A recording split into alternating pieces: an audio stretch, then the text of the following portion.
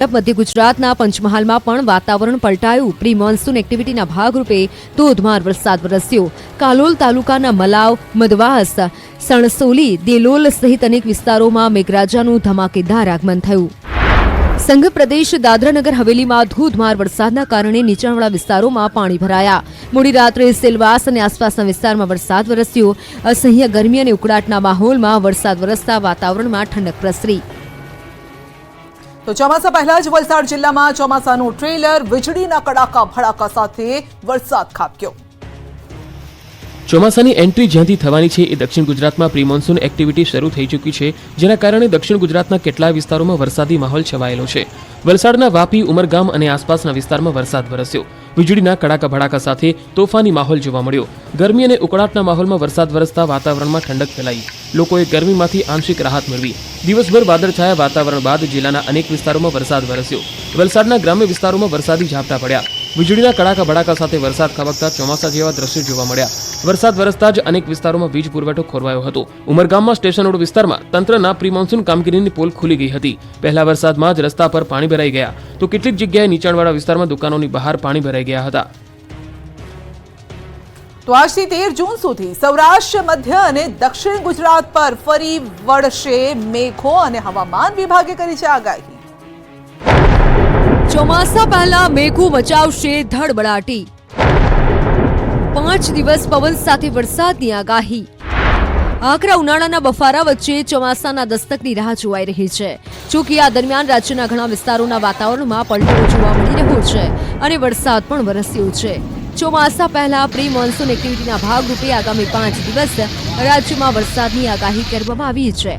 આ 5 દિવસ સુધી સૌરાષ્ટ્ર, મધ્ય અને દક્ષિણ ગુજરાતમાં વરસાદ પડવાની સંભાવના છે। સાથે જ થંડરસ્ટોર્મ એક્ટિવિટીના કારણે 30 થી 40 કિલોમીટરની ઝડપે પવન ફૂંકાશે। દક્ષિણ ગુજરાત માટે આવનારા 4 દિવસ માટે અમુક ભાગોમાં હળવાથી મધ્યમ વરસાદ થવાની આગાહી કરવામાં આવી છે। आने वाले दिनों के लिए जो गुजरात स्टेट के लिए फोरकास्ट दिया गया है वो साउथ गुजरात रीजन के लिए डे 1 से डे 4 यानी आने वाले 4 दिनों के लिए फ्यू प्लेसेस पे लाइट से मॉडरेट रेनफॉल होने का पूर्वानुमान दिया गया। આગામી 13 જૂન સુધી સૌરાષ્ટ્ર, મધ્ય અને દક્ષિણ ગુજરાતમાં વરસાદની આગાહી કરવામાં આવી છે। 9, 10 અને 11 જૂને સૌરાષ્ટ્ર, મધ્ય ગુજરાત, દક્ષિણ ગુજરાત અને દાદરાનગર હવેલીમાં સામાન્ય વરસાદ પડી શકે છે। 12 જૂને સૌરાષ્ટ્ર, ઉત્તર ગુજરાત, મધ્ય અને દક્ષિણ ગુજરાતમાં સામાન્યથી મધ્યમ વરસાદની આગાહી છે। 13 જૂને સૌરાષ્ટ્ર અને દક્ષિણ ગુજરાતમાં વરસાદની શક્યતા વ્યક્ત કરવામાં આવી છે।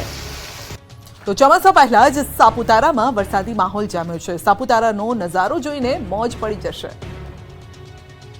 ગિરિકંદરામાં ધુમ્મસની ચાદર પથરાઈ। સાપુતારામાં મોજ પડે તેવું વાતાવરણ। સાપુતારામાં વરસાદ બાદ સર્જાયો આહલાદક નજારો। હવે ધોધ અને ઝરણા જોવા સહેલાણીઓનો વધશે ધસારો। ચોમાસું દરવાજે આવીને ઊભું છે ત્યારે ગિરિમથક સાપુતારા ખાતે સતત બીજા દિવસે પણ વરસાદી માહોલ જોવા મળ્યો। સવારથી આકાશમાં કાળા ડિબાંગ વાદળો ઘેરાયા હતા, જેના કારણે ગિરિકંદરામાં ધુમ્મસની ચાદર પથરાયેલી જોવા મળી। આ નયનરમ્ય નજારો જોઈને પ્રવાસીઓ ખુશીથી ઝૂમી ઉઠ્યા હતા। તો કાળઝાળ ગરમી વચ્ચે વાદળછાયા વાતાવરણ વચ્ચે સમગ્ર પંથકમાં ઠંડક વ્યાપી। સાપુતારા ખાતે વાદળછાયા અને ઠંડા વાતાવરણથી સહેલાણીઓમાં ખુશીની લહેર ફેલાઈ ગઈ। વરસાદને પગલે હવે સાપુતારાના વાતાવરણમાં તાજગી જોવા મળશે। બીજી તરફ સતત બીજા દિવસે સાંજે પડેલા વરસાદને પગલે ખેડૂતોમાં ખુશી ફેલાઈ છે। ગિરિમથક સાપુતારામાં મેઘરાજાની પધરામણી સાથે જ વીકેન્ડમાં હોટલોમાં એડવાન્સ હાઉસફુલના પાટિયા ઝૂલી રહ્યા છે। તો ચોમાસા પહેલા જ પાણીને લઈને મોટી રાહત। ચોમાસા પહેલા જૂન મહિનામાં નર્મદા ડેમનું પાણી વધ્યું। ચોમાસું તો હજી શરૂ નથી થયું, પરંતુ તે પહેલા ગુજરાતીઓને મોટી રાહત મળી છે। ચોમાસાનું એક ટીપું પાણી પણ પડ્યું નથી, છતાં નર્મદા ડેમ છલકાયો છે। પહેલીવાર જૂન મહિનામાં એવું બન્યું કે ચોમાસું પહેલા જૂન મહિનામાં નર્મદા ડેમની સપાટી 123 મીટર પર પહોંચી ગઈ। ગુજરાતની જીવાદોરી સરદાર સરોવર નર્મદા ડેમની સપાટીમાં હાલ વધારો નોંધાઈ રહ્યો છે। જોકે હજુ તો ઉનાળો પૂર્ણ નથી થયો અને હજી પણ 41 થી 44 ડિગ્રી તાપમાન રહે છે। આવામાં મહારાષ્ટ્ર અને મધ્યપ્રદેશમાં વીજ ઉત્પાદન થતા નર્મદા ડેમમાં નવા નીર આવ્યા છે। આ કારણે નર્મદા ડેમની સપાટી 123.98 મીટર પર પહોંચી ગઈ છે અને નર્મદા ડેમની સપાટી જે દરવાજા બેસાડવામાં આવ્યા છે તે 121.92 મીટર છે અને મહત્તમ સપાટી 138.68 મીટર છે। જોકે હાલ ઉપરવાસમાંથી 94,000 ક્યુસેક પાણીની આવક થઈ રહી છે, જેને લઈને મેન કેનાલમાં 20,000 ક્યુસેક પાણી ગુજરાત માટે આપવામાં આવી રહ્યું છે, ત્યારે નર્મદા ડેમ ચાલુ વર્ષે મહત્તમ સપાટી પર પહોંચશે તેમ લાગી રહ્યું છે. ઉલ્લેખનીય છે કે ચાલુ વર્ષે મહારાષ્ટ્ર અને મધ્યપ્રદેશમાં વીજળીની માંગ વધી છે અને આ કારણે ટર્બાઇન ચાલુ કરવામાં આવ્યા છે. ટર્બાઇન ચાલુ કરાતા તેનું પાણી સીધું નર્મદા ડેમમાં આવ્યું છે. વરસાદ વગર જ અમદાવાદના રસ્તા પર પાણી ફરી વળ્યા તો ક્યાં ગાબડા પણ પડ્યા. અમદાવાદમાં ચોમાસા પહેલા જ ખાડા પડવાનો સિલસિલો શરૂ થઈ ગયો છે. ખોદકામ બાદ યોગ્ય પુરાણ ન થતા ગાબડા પડ્યા. ચોમાસા પૂર્વે જ અમદાવાદના રસ્તાઓ પર ગાબડા પડવાનું શરૂ થતા વાહન ફસાયા. રામદેવ ટેકરાચા રસ્તા પરથી પસાર થતું ટેન્કર ખાડામાં પડ્યું. રસ્તો બેસી જતા ટેન્કરનો એક તરફનો ભાગ જમીનમાં દબાઈ ગયો હતો. ટેન્કરને બહાર કાઢવા માટે 2 ક્રેનને મંગાવી પડી હતી. થોડા સમય પૂર્વે કરાયેલા ડ્રેનેજ કામની જગ્યાએ જ જમીન બેસી જતા કામગીરી પર સવાલ ઉભા થયા. આ તરફ અમદાવાદના નિકોલમાં પણ ચોમાસા જેવા દ્રશ્યો સામે આવ્યા. નિકોલના ગોપાલ ચોક વિસ્તારમાં પાણી ભરાયા. ગટર લાઇન તૂટી જતા ગટરના પાણી રોડ પર ફરી વળ્યા. રોડ પર પાણી જ પાણી થઈ જતા અહીંથી નીકળતા વાહન ચાલકો પરેશાન થયા. આ અંગે સ્થાનિકોએ એમસીને વારંવાર ફરિયાદ કરી હોવા છતાં નિરાકરણ આવતું નથી. લોખંડના પાઇપ ભરેલું ટ્રેલર ગુલાટ મારી ગયું અને ચાલક અને ક્લીનરનો આબાદ બચાવ થયો. વલસાડના ધરમપુર નજીક લોખંડના પાઇપ ભરેલા એક ટ્રેલરે પલટી મારી હતી. ધરમપુર વાપી રોડ પરથી પસાર થઈ રહેલું ટ્રેલર દશેરા પાટિયા નજીક પહોંચતા જ અચાનક જ રોડની બાજુમાં પલટી ગયું હતું. ટ્રેલર પલટી જતા તેની કેબિન પણ દબાઈ ગઈ હતી. જો કે આ અકસ્માતમાં ટ્રેલરના ચાલક અને ક્લીનરનો ચમત્કારિક બચાવ થયો હતો. અચાનક ટ્રેલર પલટી જવાના કારણે આસપાસના લોકો પણ તાત્કાલિક અસરથી ઘટના સ્થળે પહોંચ્યા હતા અને ટ્રેલરના ચાલક અને ક્લીનરને બહાર કાઢ્યા હતા. સાથે જ ઘટના અંગેની નજીકના પોલીસ સ્ટેશનમાં જાણ થતા પોલીસ કાફલો પણ ઘટના સ્થળે આવી પહોંચ્યો હતો અને વધુ તપાસ હાથ ધરી હતી.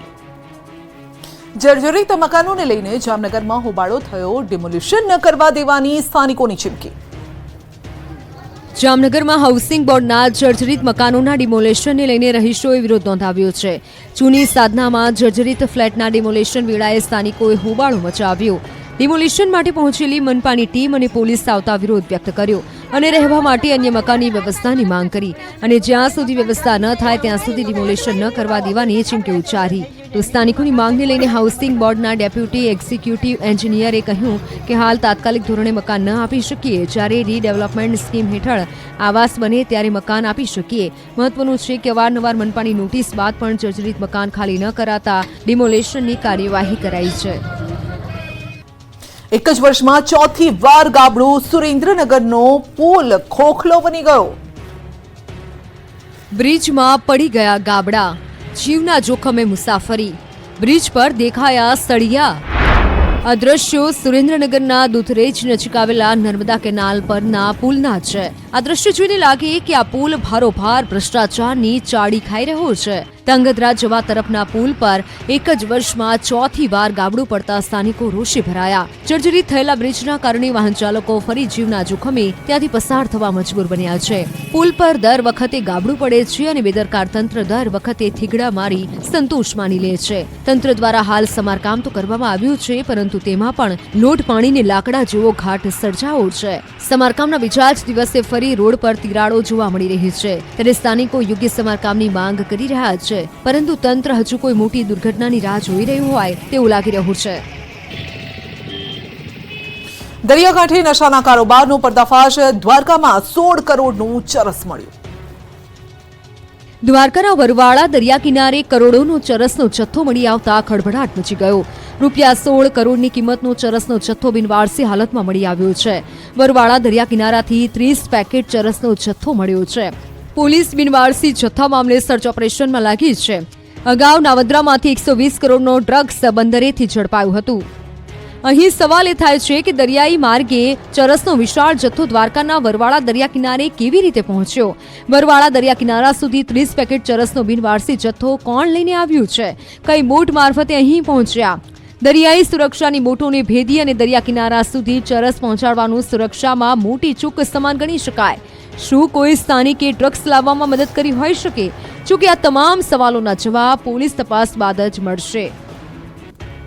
પોતાના જ ઘરમાં લૂંટનું તરકટ રચ્યું. ચોંકાવનારી ઘટના બોરસદમાં બની.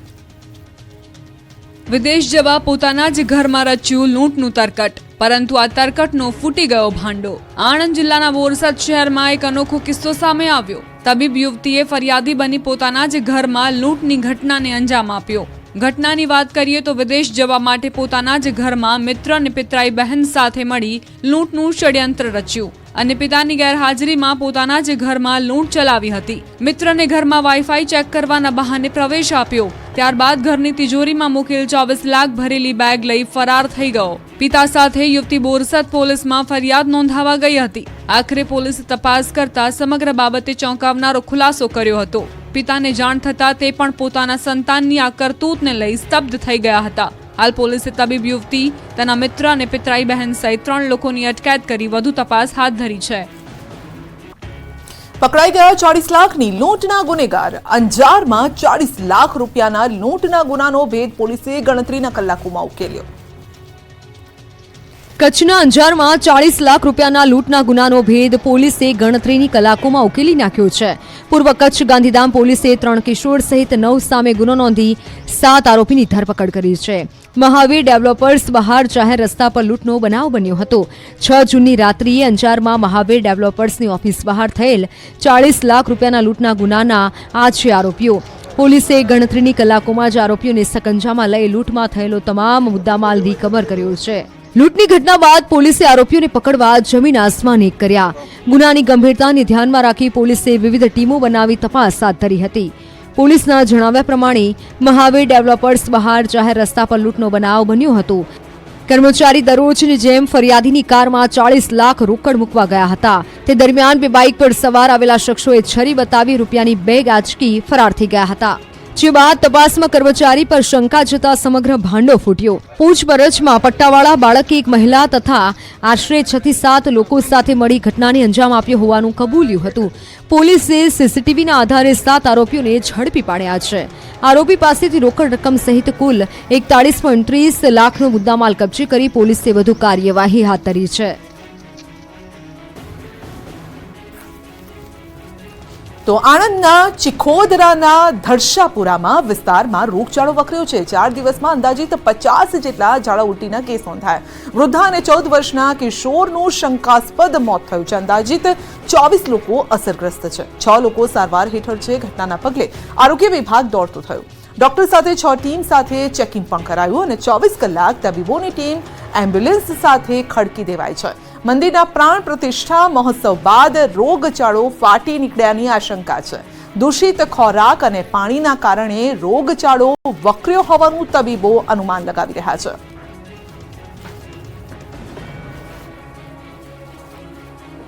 તો વલસાડમાં આડા સંબંધનું કરુણ અંજામ. પતિએ યુવાનનું ઢીમ ઢાળી દીધું. પત્નીના આડા સંબંધની શંકામાં ખેલાયો ખૂની ખેલ. પતિએ આડા સંબંધની શંકામાં લીધો યુવાનનો જીવ.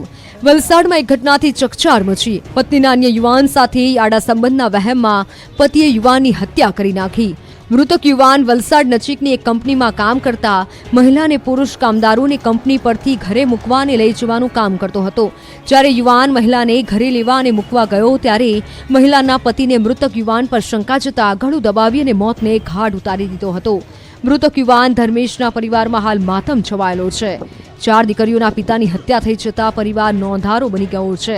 તો આ તરફ વલસાડ ગ્રામ્ય પોલીસે હત્યાનો ગુનો નોંધી ઊંડાણપૂર્વક તપાસ હાથ ધરી ગાડડિયા ગામના જેકી પટેલ અને તેના મિત્ર સંકેત પટેલ નામના 2 યુવકોની ધરપકડ કરી છે અને આગળની તપાસ હાથ ધરી છે.